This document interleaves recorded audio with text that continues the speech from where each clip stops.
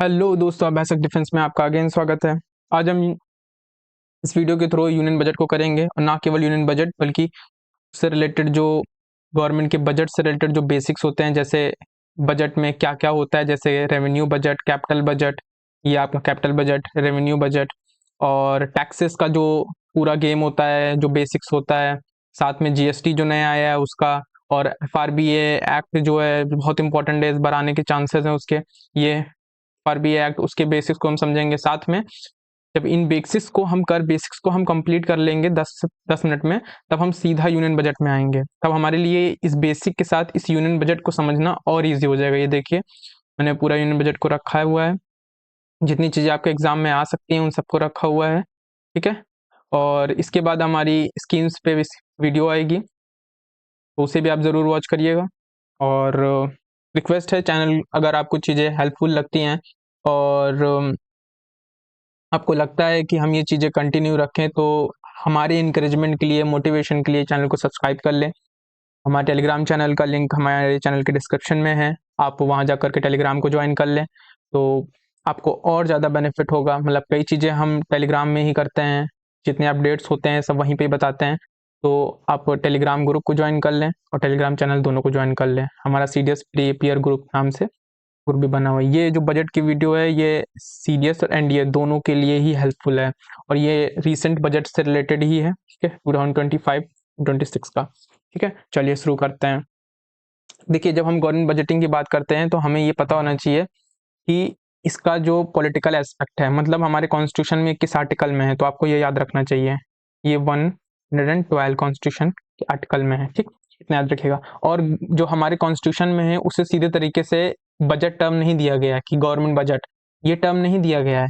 उसमें क्या कहा गया है, annual financial statement, not as a budget. Budget के रूप में उसे टर्म नहीं दिया गया, इस चीज को याद रखिएगा। स्टेटमेंट में क्वेश्चन पूछा था, क्योंकि सीएपीएफ और सीएससी जैसे क्वेश्चंस में ये क्वेश्चन पूछा जा चुका है। इसका पर्टिकुलर आर्टिकल पूछ लिया जाता है कि आर्टिकल 112 किससे रिलेटेड है, तो आपको ये पता होना चाहिए।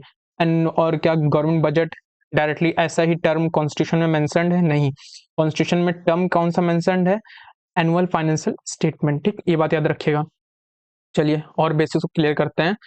बजट एक्चुअली में होता क्या है, आप में से कई लोगों के दिमाग में आता होगा। तो दरअसल जो गवर्नमेंट होती है, जब वो गवर्नमेंट हर एक साल, जैसे हम अपने घर में क्या करते हैं, अपने घर का हर महीने का एक बजट बनाते हैं कि हमारे पास, जैसे मान लीजिए हमारी पूरी अर्निंग सोर्स 10,000 रुपये है, ठीक, 10,000 रुपये है, तो हम एक एक बजट बनाते हैं ना कि भाई यहाँ इतने रुपए खर्च करने हैं, ठीक है, यहाँ इतने खर्च करने हैं। तो उसी हिसाब से गवर्नमेंट का भी तो बजट है ना, जितना गवर्नमेंट में पैसा आता है और फिर वो कहाँ जाएगा, उन सब चीज़ों का मतलब, इसे हम अगर एक एकेडमिक टर्म में कहें तो गवर्नमेंट प्रेजेंट करती है एस्टिमेट।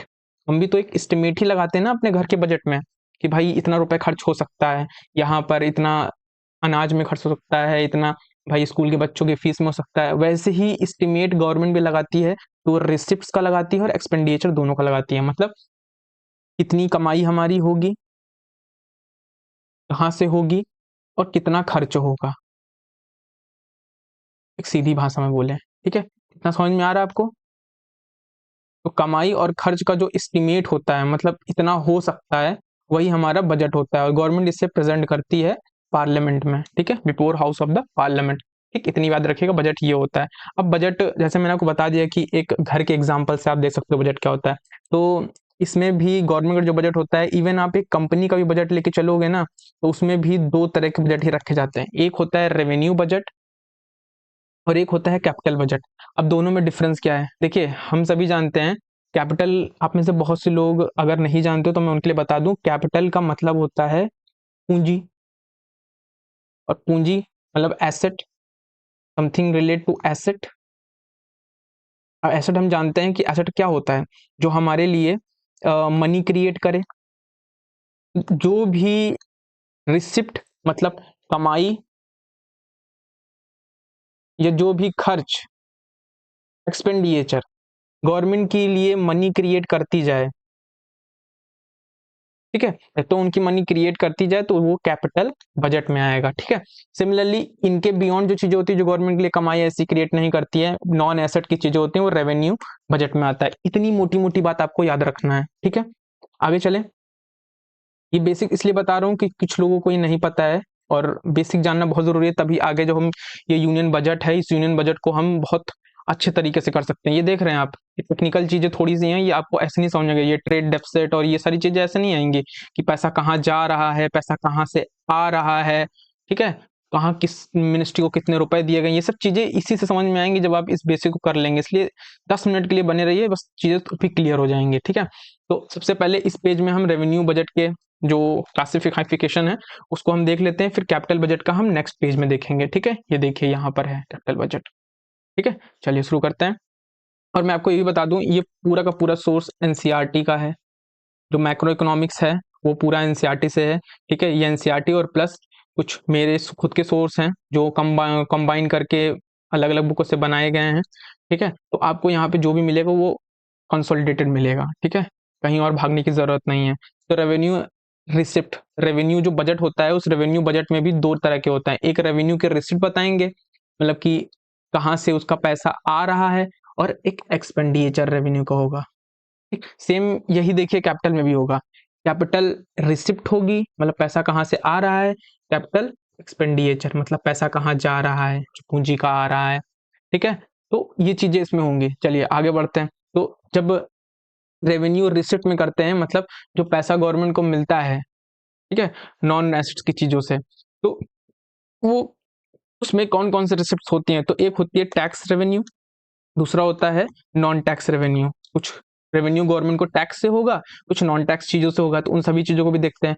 देखिए नॉन रिडीमेबल होता है रेवेन्यू रिसिप्ट, इतना याद रखिएगा, ये बहुत इंपॉर्टेंट है। मतलब कोई भी अगर गवर्नमेंट को ये रेवेन्यू हो गया है, लेट से किसी ने टैक्स दे दिया, तो वो दोबारा क्लेम नहीं कर सकता है, ठीक है। इसका मतलब ये है, ठीक है, इस चीज को याद रखिएगा। अब टैक्स रेवेन्यू का ये देखिए, टैक्स रेवेन्यू दो तरह के होते हैं। एक होता है डायरेक्ट टैक्स रेवेन्यू, एक इनडायरेक्ट टैक्स रेवेन्यू। इनडायरेक्ट और डायरेक्ट टैक्स का डिफरेंस बॉक्स में से बहुत लोगों को पता है, जिनको नहीं पता मैं एक लेवल में बता सकता हूँ, मैं बता देता हूँ कि जैसे जो टैक्स, जिसके ऊपर जो टैक्स दे रहा है, अगर वो डायरेक्टली गवर्नमेंट को दे रहा है टैक्स, तो डायरेक्ट टैक्स है, डायरेक्टली गवर्नमेंट को दे रहा है। और जो टैक्स इनडायरेक्टली गवर्नमेंट के पास जा रहा है, मतलब जैसे मान लीजिए आपने क्या किया, आपने, आपके फादर या मदर कोई भी अगर गवर्नमेंट जॉब या बिजनेसमैन होंगे तो वो इनकम टैक्स देते होंगे, क्योंकि इनकम टैक्स डायरेक्ट टैक्स है। इनकम टैक्स में क्या होता है कि हम डायरेक्टली गवर्नमेंट को टैक्स भरते हैं ना, कोई बीच का आदमी तो होता नहीं है जिसके ऊपर हम बर्डन डालते हैं, वो बर्डन को शिफ्ट करते हैं, नहीं। वहीं अगर एग्जांपल एक ले लें, हम जीएसटी कई सारे प्रोडक्ट में बनती है, जैसे जीएसटी भी लगती है। आप एक बिस्किट्स भी लेते हैं तो उसमें भी जीएसटी लगेगी। तो बिस्किट खरीदते हो तो उसमें भी तो टैक्स देते हो ना, लेकिन वो टैक्स आप थोड़ी ना देते हो डायरेक्ट गवर्नमेंट को, वो तो जो अल्टीमेटली जिस कंपनी ने बनाया है उसे वो टैक्स देती है ना आपके तभी ऑन आपके बिहाफ में। तो ये इनडायरेक्ट टैक्स जा रहा है ना, ये इनडायरेक्ट टैक्स है, ठीक है। और ये जो आप डायरेक्टली गवर्नमेंट को दे रहे हो ये डायरेक्ट टैक्स है। इनडायरेक्ट और डायरेक्ट में यही होता है कि बर्डन शिफ्ट हो जाता है, इनडायरेक्ट में बर्डन शिफ्ट हो जाता है, मतलब कि वो कोई थर्ड पार्टी करेगी, यहाँ पे डायरेक्टली आप दोगे, ठीक है, कोई मिडल मैन देगा, थर्ड पार्टी देगी, ठीक है। तो इसमें क्या होता है, इनकम टैक्स आता है, कॉर्पोरेट टैक्स आएगा। कॉर्पोरेट मतलब वही कॉर्पोरेट, जैसे इनकम टैक्स सैलरीड पर्सन के लिए इनकम टैक्स है, और जो बिजनेसमैन है वो कॉर्पोरेट टैक्स देंगे, ठीक है। दोनों में, दोनों ही डायरेक्ट टैक्स ही हैं। जो बिजनेसमैन होते हैं वो अपनी इनकम पे कॉर्पोरेट टैक्स देते हैं, और जो सैलरीड पर्सन होते हैं गवर्नमेंट और प्राइवेट सेक्टर में जो एक इनकम स्लैब से ज़्यादा इनकम अर्न करते हैं तो वो इनकम टैक्स देते हैं। Wealth tax, capital gain tax, मतलब आपने कुछ कैपिटल गेन किया, मान लिया आपने कोई स्टॉक खरीदा और स्टॉक से आपको कुछ बेनिफिट हुआ, तो उसमें भी कुछ परसेंट गवर्नमेंट को टैक्स देना, तो कैपिटल गेन टैक्स तो आप डायरेक्टली ही गवर्नमेंट को देते हो। प्रॉपर्टी एंड हाउस टैक्स भी आप देते हो, अगर म्यूनसिपालिटी में कोई लोग हाउस टैक्स देते हो तो देखते हो कि आप डायरेक्टली म्यूनसिपालिटी को पैसा देते हो, तो ये डायरेक्ट टैक्स हो जाएगा। इनडायरेक्ट टैक्स, एक्साइज ड्यूटी जो प्रोडक्शन पे लगती है, कस्टम ड्यूटी, ठीक है, और जीएसटी बता चुका हूँ, ठीक है। अब गवर्नमेंट की रेवेन्यू रिसिप्ट में टैक्स के अलावा कुछ नॉन टैक्स भी तो रेवेन्यू रिसिप्ट्स है ना, ठीक है। वो क्या है, जैसे मान लीजिए गवर्नमेंट की कुछ पीएसयूज हैं, एग्जांपल के ले लीजिए रेलवे। अब रेलवे ने कोई अर्निंग करी, तो जो अर्निंग करी है, जो उसको प्रॉफिट हुआ है, जो डिविडेंड हुआ है, वो जाएगा कहाँ, वो गवर्नमेंट के पास जाएगा ना। वो जाएगा कहाँ, वो नॉन टैक्स रेवेन्यू क्लासिफिकेशन में जाएगा, और रेवेन्यू रिसिप्ट में जाएगा, ठीक है, डायरेक्टली कहाँ जाएगा, रेवेन्यू रिसिप्ट में जाएगा, कैपिटल रिसिप्ट में नहीं जाएगा, कैपिटल रिसिप्ट में जाएगा, वो रेवेन्यू रिसिप्ट में जाएगा, ठीक है। Interest receipt on the loan, मतलब जैसे मान लीजिए यहाँ इस चीज को समझ के चलिएगा, ये बहुत इंपॉर्टेंट है, कंफ्यूजिंग हो जाता है। जो लोन हम देते हैं, मतलब जैसे मान लीजिए गवर्नमेंट ने किसी को लोन दिया, ठीक, तो उस लोन पे उसको कुछ इंटरेस्ट भी तो अर्न होगा ना।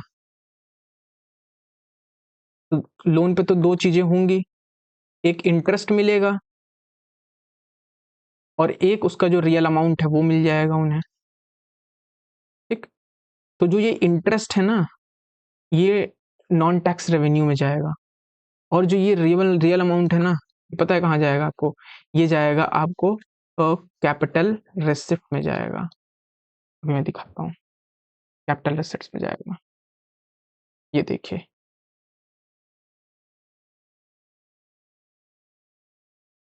ये देखिए रिकवरी ऑफ लोन, लोन की रिकवरी हो गई है। जो लोन की रिकवरी है वो तो यहीं आ गई, लेकिन लोन जब गवर्नमेंट ने दिया उसमें कुछ इंटरेस्ट भी तो उसको मिलेगा ना। जैसे मान ली किसी स्टेट गवर्नमेंट को लोन दिया या किसी पीएसयूज को लोन दिया, तो उसमें कुछ इंटरेस्ट भी तो देगा ना, कुछ समय बाद वो इंटरेस्ट भी तो मिलेगा, तो वो इंटरेस्ट आएगा नॉन टैक्स रेवेन्यू, ये नॉन टैक्स रेवेन्यू रिसिप्ट में आएगा। और जो उसका लोन का एक्चुअल अमाउंट बच होगा वो आएगा आपके कैपिटल रिसिप्ट में, ठीक है, इतना डिफरेंस याद रखिएगा, ठीक है। अब ये आपको जो फीस और अदर रिसिप्ट्स हैं, जैसे मान लीजिए कोई फीस भी गवर्नमेंट लगाती है, स्टेट गवर्नमेंट या सेंट्रल गवर्नमेंट, तो वो फीस भी और अदर रिसिप्ट भी इसी नॉन टैक्स रेवेन्यू रिसिप्ट्स में ही आते हैं। ये क्लासिफिकेशन याद रखना बहुत जरूरी, क्या चीजें किस में आती हैं। ये ग्रांट इन एड, ये फॉरेन से, मान लीजिए इंडियन गवर्नमेंट को कोई ग्रांट इन एड मिल जाए, इसके लिए उन्हें कोई पैसा वापस करने की जरूरत नहीं है। ग्रांट्स का मतलब ही होता है कि आपको रिटर्न करने की जरूरत नहीं है, ठीक है, आपको उसके लिए कुछ वापस नहीं करना है। लोन में तो आपको वापस भी करना था, होता है विद इंटरेस्ट, और जिसमें इंटरेस्ट में कहाँ आता है, इंटरेस्ट आता है आपका रेवेन्यू रिसिप्ट में, और जो रेस्ट अमाउंट जो अमाउंट होता है वो कहाँ आता है, आपका एक्चुअल अमाउंट होता है जो, वो आता है आपका कैपिटल रिसिप्ट में। तो ये याद रखिएगा। तो ग्रांट इन एड आपका रेवेन्यू रिसिप्ट में आएगा, ठीक है। चलिए, रेवेन्यू रिसिप्ट के बाद अब रेवेन्यू एक्सपेंडिचर, इसका दूसरा पार्ट क्या है, जो रेवेन्यू बजट है, रेवेन्यू बजट का पहला पार्ट है रेवेन्यू रिसिप्ट में देख लिया, मतलब गवर्नमेंट की कमाई कहाँ से होती है। अब गवर्नमेंट के खर्चे को देखते हैं, खर्च मतलब रेवेन्यू साइड का खर्च क्या क्या है। तो एक्सपेंडिचर जो क्रिएशन होता है financial asset other than financial assets, मतलब जिस भी एक्सपेंडिचर को गवर्नमेंट एसेट क्रिएशन करने के अलावा खर्च करती है। एसेट क्रिएशन, मैंने आपको बताया ना, एसेट क्रिएशन ही एक ऐसा फैक्टर है जो कैपिटल बजट और रेवेन्यू बजट को डिस्ट्रीब्यूट मतलब क्लासिफाई कर देता है, ठीक है। तो कैपिटल रेवेन्यू एक्सपेंडिचर में क्या होगा, जो भी एक्सपेंडिचर फाइनेंशियल एसेट के क्रिएशन के अलावा खर्च होंगे वो सब रेवेन्यू एक्सपेंडिचर हैं। तो उसमें कौन कौन से हैं, ये इंटरेस्ट पेमेंट ऑन डेप्ट, ठीक, नंबर वन, मतलब वही मैंने बताया कि मान लीजिए गवर्नमेंट ने कोई, अब यहाँ पे देखिए उल्टा है, यहाँ पे रेवेन्यू एक्सपेंडिचर है, यहाँ पे हमने देखा इंटरेस्ट रिसीव रिसिप्ट जो लोन गवर्नमेंट ने दिया है उसका इंटरेस्ट उसे मिल रहा है वापस रेवेन्यू रिसिप्ट में। अब रेवेन्यू एक्सपेंडिचर में क्या आएगा, यहाँ पे गवर्नमेंट क्या देगी, इंटरेस्ट देगी। मान लो गवर्नमेंट ने ही अब कहीं से लोन ले लिया, आईएमएफ से लोन ले लिया, वर्ल्ड बैंक से लोन ले लिया, या आरबीआई से लोन ले लिया, कहीं से भी लोन ले लिया गवर्नमेंट ने, तो जो उसका इंटरेस्ट भी तो गवर्नमेंट भी तो देगी ना। अब जैसे उसको इंटरेस्ट यहाँ मिला है revenue non tax revenue receipt में, तो जो उसका इंटरेस्ट गवर्नमेंट देगी ना, वो कहाँ से देगी, कौन से अकाउंट से देगी, वो रेवेन्यू एक्सपेंडिचर में आएगा, ठीक है। और ग्रांट्स, यहाँ पे ग्रांट्स गवर्नमेंट को मिल रहा है नॉन टैक्स रेवेन्यू रिसिप्ट्स में, यहाँ ग्रांट्स गवर्नमेंट खुद दे रही है स्टेट और अदर पीएसयूज को, तो ग्रांट्स दे रही है, तो कहाँ आएगा ये, रेवेन्यू एक्सपेंडिचर में, ठीक है। इनसे देखिए गवर्नमेंट को कोई फायदा नहीं हो रहा है, गवर्नमेंट एक्सपेंड कर रही है, उसके पास जो पैसा आ रहा है, मान लीजिए इसी बार क्या हुआ है, गवर्नमेंट ने 50 लाख करोड़ रुपए खर्च किया है टोटल, और उसमें रेवेन्यू एक्सपेंडिचर बहुत है, बहुत है, अभी मैं आपको दिखाऊंगा। रेवेन्यू एक्सपेंडिचर बहुत है, मतलब गवर्नमेंट 20% तो अपना इंटरेस्ट पेमेंट कर रही है, मतलब जितना भी उसके पास ये जो ये 50 करोड़ देख रहे हो ना, 50 करोड़ का 20% गवर्नमेंट इंटरेस्ट पेमेंट में दे रही है, मतलब रेवेन्यू एक्सपेंडिचर में इस पार्ट का वेटेज बहुत ज्यादा है, इंटरेस्ट दे रही है, जो गवर्नमेंट ने जो लोन लिया उस पर इंटरेस्ट दे रही है, ठीक है। दूसरा क्या है, grants given to the state government and other, ठीक, मान लीजिए ग्रांट्स, यहाँ इन गवर्नमेंट को खुद ग्रांट मिल रहा है, यहाँ गवर्नमेंट ने किसी और को खुद दे दिया, स्टेट गवर्नमेंट को दे दिया, तो ये भी गवर्नमेंट को इससे कोई फायदा तो हो नहीं रहा है, हो रहा है भाई, मुफ्त का पैसा दे रहा है, लोन तो दे नहीं रहा है कि भाई कुछ उसका इंटरेस्ट के साथ तो पैसा वापस भी आ जाएगा, ग्रांट्स दे रहा है, तो ये भी फायदा नहीं है। नॉर्मल फंक्शनिंग ऑफ गवर्नमेंट, मतलब इसमें यही ले लीजिए कि जैसे पेंशन होती है, सैलरी होती है, सरकारी जो कर्मचारी हैं, एम्प्लॉयज़ हैं, ऑफिसर्स हैं, तो उनकी जो सैलरी वाली जाती है उसमें भी तो गवर्नमेंट को कोई फ़ायदा नहीं है ना, वो भी तो उनके ऊपर एक कमिटेड एक्सपेंडिचर है ना। हाँ, एक भी याद रखिए कि ये जो है ये सब कमिटेड एक्सपेंडिचर हैं। कमिटेड एक्सपेंडिचर मतलब गवर्नमेंट को ये करना ही करना है भाई। इन गवर्नमेंट ने लोन लिया है, डेफिसिट फाइनेंसिंग करी है, डेफिसिट फाइनेंसिंग करी है। जब बजट डेफिसिट होता है, अभी मैं बताऊंगा बजट डेफिसिट क्या होता है, फिर बजट डेफिसिट को पूरा करने के लिए डेफिसिट फाइनेंसिंग करी और डेफिसिट फाइनेंसिंग के अंतर्गत उन्होंने लोन लिया। अब लोन ले लेके इतना लोन हो गया, अब उसका इंटरेस्ट ही पेमेंट करते चले जा रहे हैं, तो इसका इंटरेस्ट पेमेंट रेवेन्यू एक्सपेंडिचर से होता जा रहा है।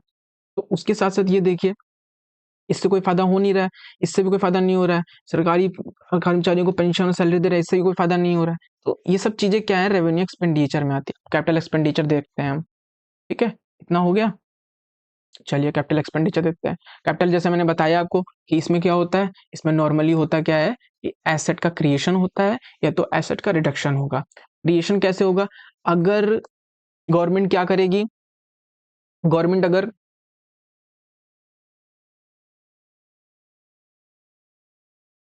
पैसे को ले लेगी, मतलब अगर उसको रिसिप्ट मिल रहा है, मान लीजिए गवर्नमेंट के पास कमाई आ रही है कैपिटल एक्सपेंडिचर से, मतलब कैपिटल रिसिप्ट से, तो वो कैसे आएगी, कैसे आएगी, गवर्नमेंट ने या तो लोन लिया होगा, ठीक, पैसा रिसिप्ट का मतलब क्या होता है, कमाई है ना, तो कमाई उसकी कैसे आएगी, या तो लोन लिया होगा, ठीक, लोन लिया होगा, या तो उन्होंने बोरो किया होगा आरबीआई से, या फिर आप जो लोग स्मॉल सेविंग डिपॉजिट करते हो बैंकों में, पोस्ट ऑफिस में, वो सब गवर्नमेंट के पास ही जाता है।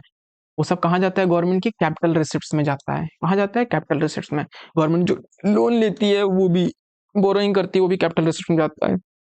प्रोविडेंट फंड जो पीएफ लोगों का होता है ना, वो कहाँ जाता है, वो गवर्नमेंट के कैपिटल रिसिप्ट्स में जाता है, ठीक है। नेट रिसिप्ट्स जो आपकी हैं obtain from the sale of PSUs, मतलब मान लीजिए जैसे अभी गवर्नमेंट ने क्या किया, एयर इंडिया को सेल कर दिया। एयर इंडिया को अभी सेल किया था ना रिसेंटली गवर्नमेंट ने, टाटा को दोबारा बेच दिया।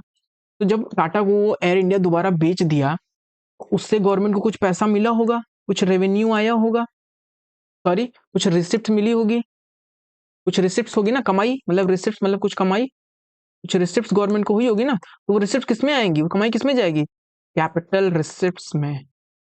बस को तो बात को समझ रहे हैं ना, ये कैपिटल रिसिप्ट्स में आएगी। ये बात रखिए, तो पीएसयूज को कोई सेल होगा तो वो कैपिटल रिसिप्ट में आएगी, प्रोविडेंट फंड का पैसा होगा कैपिटल रिसिप्ट्स में, small saving capital receipts, loan कोई गवर्नमेंट वाली कैपिटल रिसिप्ट्स।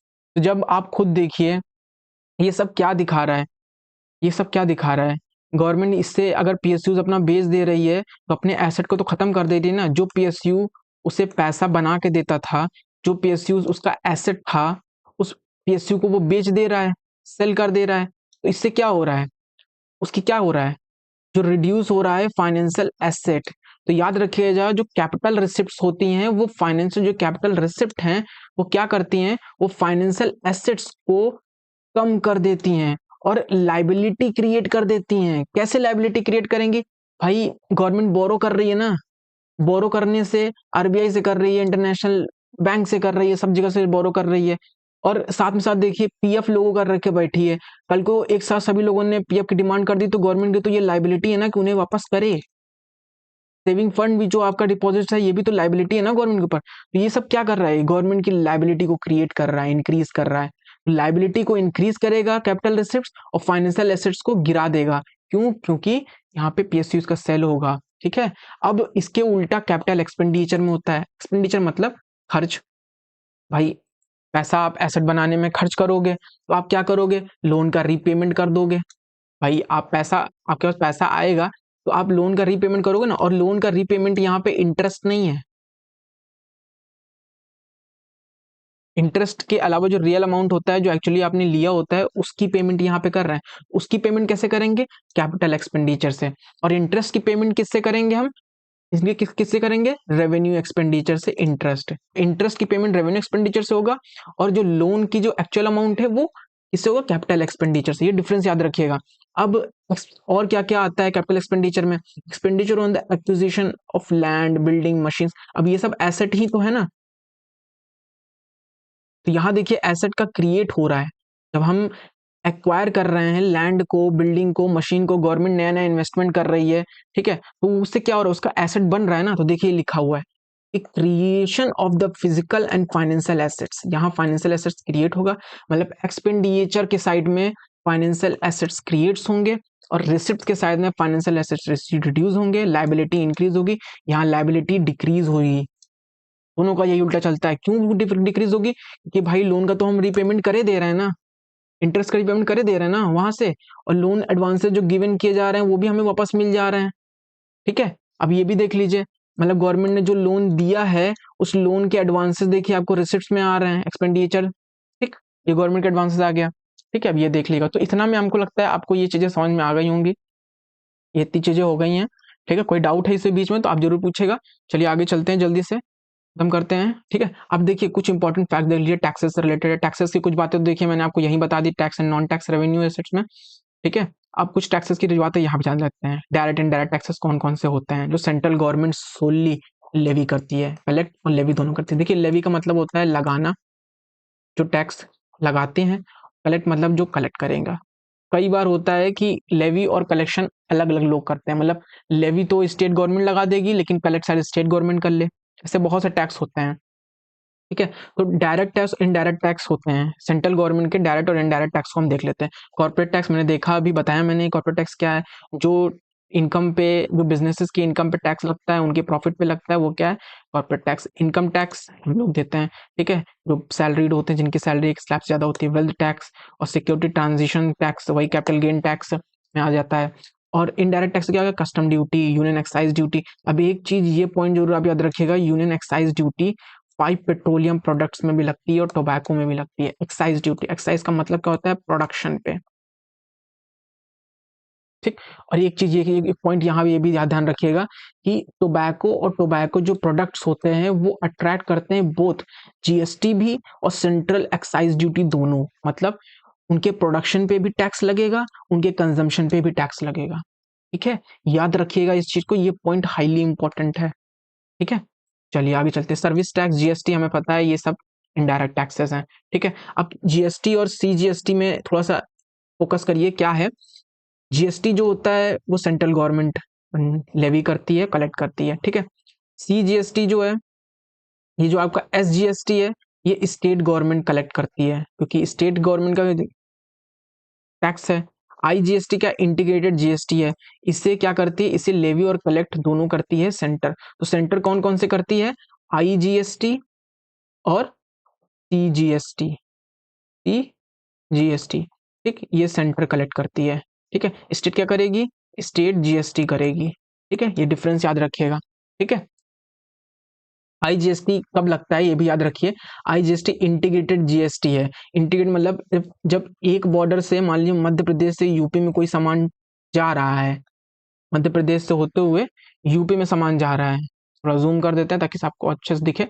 मध्य प्रदेश का बॉर्डर है ये यूपी का बॉर्डर है। ठीक, यहाँ से सामान यहाँ चला जा रहा है या यहाँ से वापस यहाँ आ रहा है, एक से दूसरे स्टेट में काम हो रहा है ना, ट्रांसफर हो रहा है ना, ट्रांसपोर्टेशन हो रहा है, इसके इन सामानों पे जो टैक्स लगेगा, जीएसटी लगेगी, वो इंटीग्रेटेड जीएसटी होगी। इसे लेगा कौन? इसे सेंटर लेगा। लेकिन अब ये दो स्टेट्स का हिस्सा इसमें आ रहा है तो इसे बांट देगा, बाद में सेंटर बांट देगा दोनों में। ठीक है, अभी जीएसटी के बारे में हम और भी पढ़ेंगे। ठीक है, चलिए आगे चलते हैं।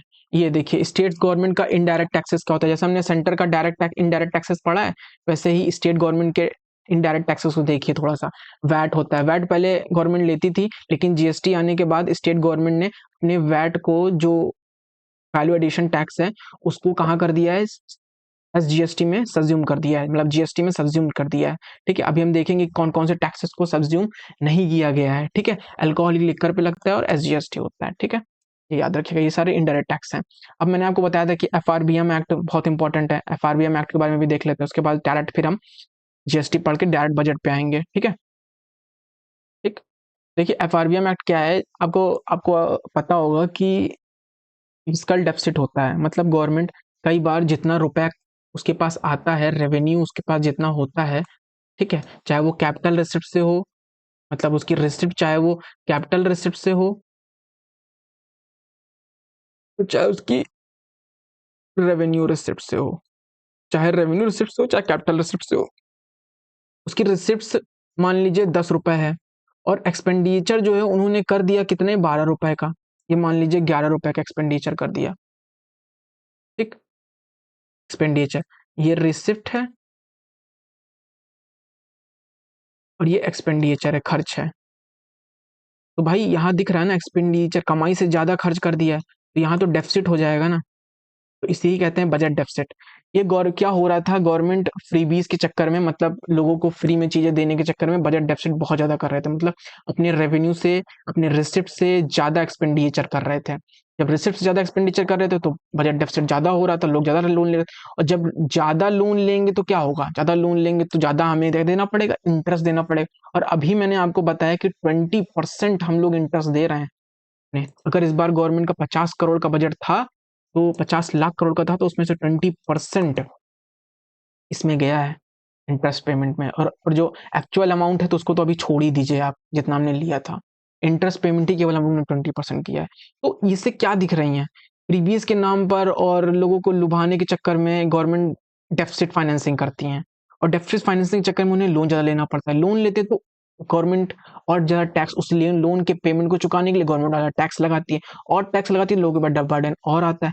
इसको कम करने के लिए और फिस्कल डेफिसिट को कम करने के लिए, लोगों को चीजों में और रिफॉर्म लाने के लिए क्या किया, फिस्कल रिफॉर्म लेकर आए। इसमें क्या किया, गवर्नमेंट का जो बजट डेफिसिट था उसको कंट्रोल में लाया गया, इसके लिए कुछ प्रोविजंस किए गए। इस एक्ट का नाम याद रखिएगा, fiscal responsibility and budget management act, जिसे FRBA पीएमए एक्ट भी कहते हैं, 2003 में लाया गया था। इस एक्ट को याद रखिएगा, किस लिए आया था, बजट डेफिसिट के कंट्रोल के लिए। इसमें क्या किया गया, जो फिस्कल डेफिसिट है उसके टारगेट को 3% ही करने के लिए, मतलब गवर्नमेंट, चाहे स्टेट गवर्नमेंट हो तो अपनी स्टेट गवर्नमेंट की जीडीपी का 3%, और सेंट्रल गवर्नमेंट तो सेंट्रल पूरे नेशनल जीडीपी का 3% ही फिस्कल डेफिसिट कर सकते हैं एक ईयर में, इससे ज्यादा नहीं कर सकते हैं, ठीक है।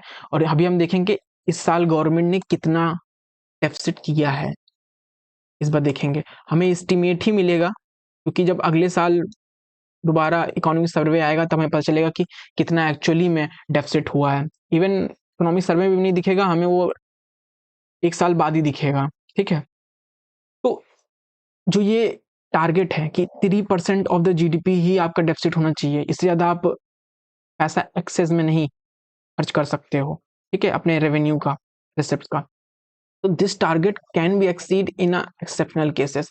जैसे मान लीजिए अभी कोविड आया था, तो कोविड के समय में, कोविड-19 के समय में क्या हुआ था, गवर्नमेंट ने एक्सेस इस 3% के ब्रैकेट को पार कर दिया था, तो इस वजह से ये एक्सेस हो गया, तो उस केस में इसमें रिलैक्सेशन दे दिया कि 3% ज्यादा कर सकते हैं। अब सेंट्रल गवर्नमेंट बोरो नहीं कर सकती आरबीआई से, except ways and advance means, मतलब सेंट्रल गवर्नमेंट अब आरबीआई से डायरेक्ट बोरो नहीं कर सकती है, केवल टेम्परेरी खर्चे के लिए कर सकती है, वो भी वेज और मीन्स एंड एडवांस से।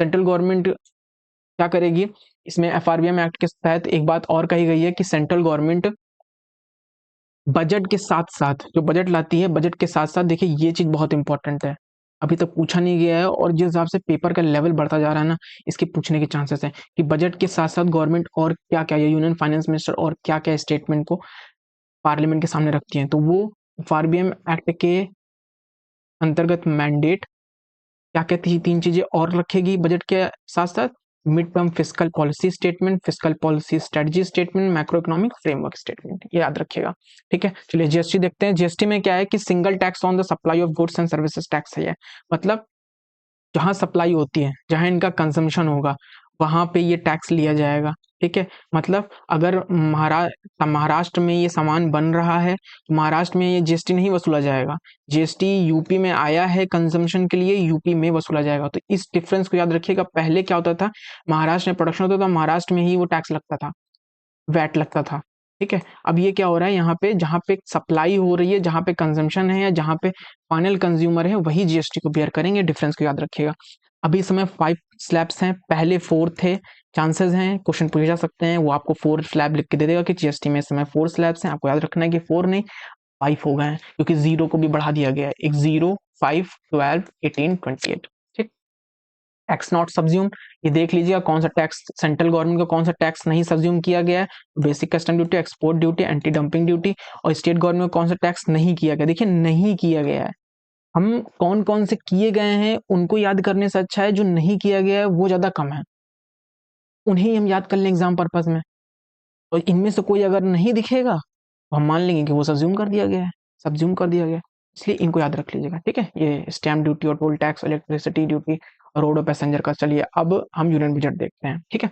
यूनियन बजट डायरेक्ट आते हैं। अब देखिए जो मैंने आपको बताया ना था कि बजट गवर्नमेंट का रिसिप्ट्स एंड एक्सपेंडिचर, तो देखिए अब यही चीजें यहाँ मिल रही। तो रिसिप्ट्स में क्या, रेवेन्यू रिसिप्ट्स और कैपिटल के रिसिप्ट। एक्सपेंडिचर मतलब रेवेन्यू एक्सपेंडिचर, कैपिटल में एक्सपेंडिचर कुछ होगा। तो आप ये देखिए रिसिप्ट जो गवर्नमेंट की मिल रही है, देखिए वो रेवेन्यू रिसिप्ट ज्यादा है, कैपिटल रिसिप्ट कम है, इसको याद रखिएगा, ठीक है। और अभी आप जब कंपेयर करेंगे ना इस एक्सपेंडिचर, ये जो एक्सपेंडिचर का डेटा है और ये जो रिसिप्ट्स का डेटा है, जो उनकी कमाई का डेटा है, इन दोनों को जोड़िए और इन दोनों को जोड़िए और इनमें माइनस करके देखिए, आपको पता चलेगा एक्सपेंडिचर गवर्नमेंट ज्यादा कर रही है, रिसिप्ट्स के पास कम है। तो ये क्या निकल रहा है, ये डेफिसिट फाइनेंसिंग निकल रहा है ना, ठीक है। तो याद रखिएगा, ये डेटा याद रख लिएगा कि 34 लाख करोड़ रुपए गवर्नमेंट का रेवेन्यू डेफिसिट हुआ, जो tax and non tax receipts दोनों से आया है। कैपिटल एक्सपेंडिचर, कैपिटल रिसिप्ट मतलब गवर्नमेंट को जो जो उसने पीएसयू उसको सेल किया है या लोन लिया है, उससे कितना आ रहा है, 16 लाख करोड़ के आसपास आ रहा है। अब गवर्नमेंट खर्च कितना कर रही है, उसे रेवेन्यू एक्सपेंडिचर में मोस्टली इसमें कितना क्या क्या जा रहा है आपको पता है, इंटरेस्ट जा रहा है, लोगों की सैलरी, पेंशन स्कीम्स में, ये सारी चीजें रेवेन्यू 39 लाख करोड़ रुपए गवर्नमेंट रेवेन्यू एक्सपेंडिचर में कर रही है। देख लीजिए रेवेन्यू रिसिप्ट्स, रेवेन्यू अगर डेफिसिट निकाले ना तो आप देखेंगे खाली 5 लाख करोड़ रुपए का तो रेवेन्यू डेफिसिट है। मतलब गवर्नमेंट जितना रेवेन्यू से जो रिसिप्ट पा रही है, कंपैरेटिवली अगर हम रेवेन्यू एक्सपेंडिचर देखें तो आप पाओगे 5 लाख एक्सपेंडिचर देखें, आप पाओगे 5 लाख करोड़ के आसपास डिफरेंस है। 5 लाख करोड़ का तो एक्सपेंडिचर यहीं पे मतलब डेफिसिट यहीं दिख गया। बाकी सेम ले लिया, कैपिटल को भी कर सकते हैं, कैपिटल एक्सपेंडिचर और कैपिटल एसेट्स को। देखिए डेफिसिट का ट्रेंड है, डेफिसिट में क्या है कि फिस्कल डेफिसिट, ठीक है। अभी देखेंगे, ये देखिए रेवेन्यू डेफिसिट मैंने बताया था, अभी इस समय ये देखिए ये वाला रिलेशन का डेटा है और कंपैरेटिवली आपको ये सारे भी डेटा दे दिए गए हैं अलग अलग ईयर के, ठीक है। तो अभी इस समय गवर्नमेंट का फिस्कल डेफिसिट कितना है, गवर्नमेंट ने अज्यूम किया कि 4.4 है, जो स्टिल 3% से क्या है, ऊपर है। आपको ये याद रखना है। हाँ, रेवेन्यू डेफिसिट जो है गवर्नमेंट का वो 1.5% है, तो ये बात याद रखिएगा, ठीक है। कंप्यूटर देखिए अब हमें एक चीज ये बात करूँ, जो आपके लिए क्वेश्चन बहुत पूछता है कि पैसा गवर्नमेंट का कहाँ आया कहाँ गया, मतलब सबसे मेजर सोर्स क्या है पैसा जाने का, मतलब कहाँ ज्यादा गवर्नमेंट खर्च कर रही है और कहाँ से पैसा आ रहा है।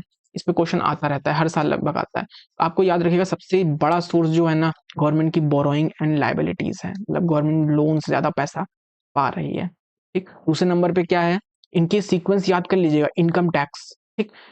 उसके बाद क्या है, जीएसटी एंड अदर टैक्सेस, उसके बाद क्या है, कॉर्पोरेट टैक्स। इनके सीक्वेंस याद रखिएगा कि फर्स्ट नंबर पर ये है, सेकंड नंबर पे ये है, वो डायरेक्ट आपसे असेंडिंग डिसेंडिंग में करने के लिए बोल सकता है, थर्ड ये है, फोर्थ ये है। तो इस पीडीएफ का इस्तेमाल अच्छे से कीजिएगा। नॉन टैक्स रिसिप्ट जो हमने आपको बताया नहीं था अभी, tax receipt, non tax receipt, tax receipt में ये आएगा, ये आएगा, ये आएगा। नॉन टैक्स रिसिप्ट में देखिए 90% है, मतलब जो गवर्नमेंट के जो पीएसयू से डिविडेंड और प्रॉफिट मिलता है और जो ग्रांट्स मिलते हैं उससे केवल 9% ही आ रहा है। मोस्टली टैक्स रिसिप्ट हैं, ठीक है, टैक्स, ठीक है। ये देखिएगा, ये आपका क्या है, ये आपका कैपिटल रिसिप्ट है। तो ये किसके अंदर के अंदर कौन कौन आते हैं, किस किस के अंदर आते हैं, ये भी ध्यान दे लीजिएगा, ठीक है। चलिए और देखते हैं पैसा कहाँ जा रहा है। तो आप ये देखिएगा सबसे ज्यादा पैसा 20% मैंने आपको बताया था इंटरेस्ट पेमेंट में जा रहा है। उसके बाद कहाँ जा रहा है, सॉरी सॉरी, इंटरेस्ट पेमेंट तो जा ही रहा है, उसके पहले उससे ज्यादा जा रहा है स्टेट के share of tax and duties, मतलब स्टेट्स को जो शेयर और ड्यूटीज हैं उनका जो शेयर है, जैसे आईजीएसटी मैंने बताया था ना आपको, इंटर स्टेट ट्रेड होता है तो जीएसटी जो लगता है इंटर स्टेट में, तो वो बांट दिया जाता है। तो जो इंटर स्टेट होता है टैक्स, इनकम टैक्स में जो शेयर्स होता है, क्योंकि स्टेट गवर्नमेंट के एम्प्लॉय उनका भी टैक्स जो है यूनियन गवर्नमेंट लेती है, तो उसका भी टैक्स का जो शेयर है वो गवर्नमेंट वापस करेगी। तो 22% लगभग ये जाता है। उसका सेकंड नंबर पे ये आता है, इंटरेस्ट पेमेंट हो जाता है। उसके बाद क्या है, उसके बाद देखेंगे 60% हमारा सेंट्रल सेक्टर की स्कीम है। देख लीजिए सेंट्रल सेक्टर की स्कीमें हैं, सेंटर स्पॉन्सर्ड स्कीम नहीं है, ठीक है। मतलब ये एक्सक्लूसिवली सेंटर इसको कर रही है। और फिर उसके बाद आपका सेंट्रली स्पॉन्सर देखिए स्कीम कम है। कंपैरिजन में पूछ सकता है कि सेंट्रल सेक्टर स्कीम में गवर्नमेंट ज्यादा खर्च करती है कि सेंटर स्पॉन्सर स्कीम में, तो ये कंपैरिजन पूछ सकता है आपसे, इसका कंपैरिजन और इसका कंपैरिजन पूछ सकता है ऐसे करके कि तो कौन ज्यादा है, तो ये ज्यादा है, सेंट्रल सेक्टर स्कीम पे पैसा ज्यादा गवर्नमेंट खर्च करे।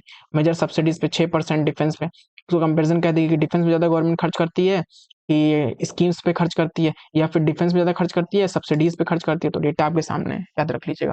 कंपैरिजन में देख लीजिएगा गवर्नमेंट सबसे ज़्यादा पैसा कहाँ खर्च कर रही है, डिफेंस में। डिफेंस में 4 लाख करोड़ खर्च कर रही है, उसके बाद से रूरल डेवलपमेंट में कर रही है, होम अफेयर्स में कर रही है, फिर एजुकेशन में कम कर रही है। एजुकेशन और हेल्थ में आपको कंपैरिजन पूछ लेगा किस में ज़्यादा कर रही है, तो याद रखिएगा एजुकेशन में ज़्यादा कर रही है, हेल्थ में कम कर रही है, ठीक है।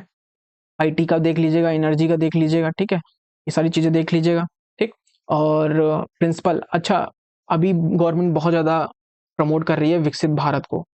आपको पता है कि 2047 तक विकसित भारत बनाना है, तो गवर्नमेंट ने यूनियन बजट में ही प्रिंसिपल को दिया है। जब गवर्नमेंट ने प्रिंसिपल दे दिया है फाइनेंस मिनिस्टर ने और एक गवर्नमेंट का चल रहा है, तो हो सकता है सीडीएस में इन प्रिंसिपल्स पे क्वेश्चन आ जाए कि वो कौन कौन से प्रिंसिपल्स यूनियन बजट में दिए गए हैं या गवर्नमेंट के बजट है, गवर्नमेंट के प्रिंसिपल हैं विकसित भारत को पूरा करने में। तो आपको रखना कि जीरो पॉवर्टी है पहला, दूसरा क्या है क्वालिटी एजुकेशन देना है, तीसरा क्या है हेल्थ केयर एक्सेस है, चौथा क्या है स्किल्ड लेबर है।